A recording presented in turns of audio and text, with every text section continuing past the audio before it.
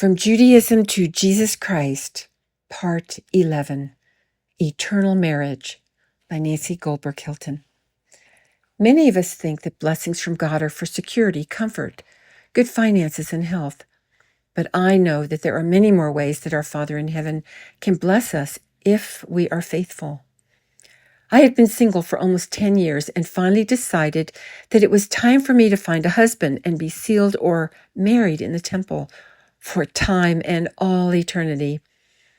But I wanted to find a man who was a high priest in our church, truly a faithful son of God. So I prayed to Heavenly Father about this for a year.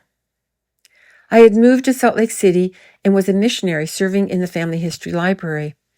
My mission would soon be finished, and maybe some future plans could be made by my Father in heaven to answer my prayers.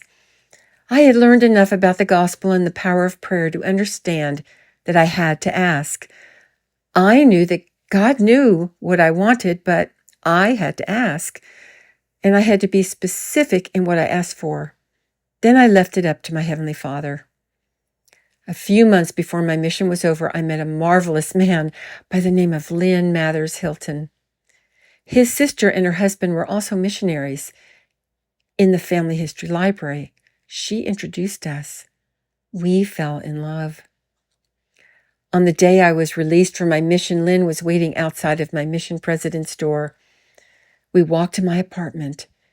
He read me excerpts from Doctrine and Covenants 132, 19 through 24, about eternal marriage. He told me that was the kind of marriage he wanted for us. Then he got on his knees and asked me to marry him. I said yes. This engagement was done within an hour of my release as a missionary. I was so thrilled. I was never so happy in my life and grateful to Heavenly Father for answering my prayer. Our wedding day finally arrived during the sealing ceremony in the Salt Lake Temple. I could feel the depth of our love as we looked into each other's eyes. I felt the love of our Heavenly Father pour into our hearts, and we breathed a sigh that cannot be described in words. I understood that I was eternally bound to my husband, our families, and our God. I know that someday, as we sit side by side thousands of years from now, we will remember this day with gratitude and love, that we lived in a time when we could partake of this great temple blessing. Since that day, I have reflected on this event and rejoice in the love that we have for each other.